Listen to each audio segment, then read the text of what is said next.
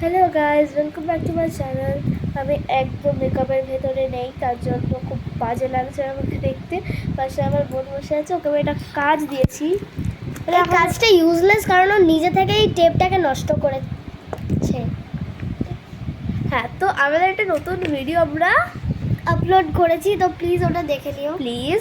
তার নাম হলো types of girls in college. মানে আমাদের মতো। আর একটা জিনিস দেখাই, এইটা আমি একটু এঁকেছি, মানে চেষ্টা করেছি।